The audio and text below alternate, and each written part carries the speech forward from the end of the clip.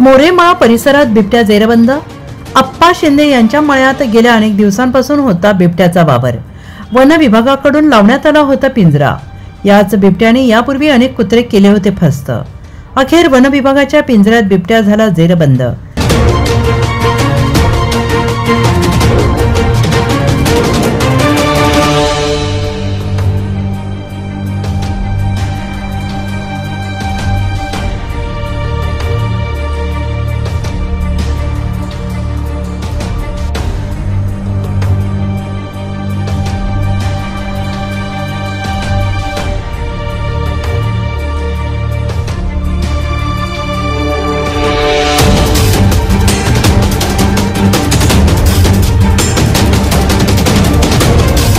मोरेमाळा परिसरातील नागरिकांनी सोडला सुटकेचा निश्वास।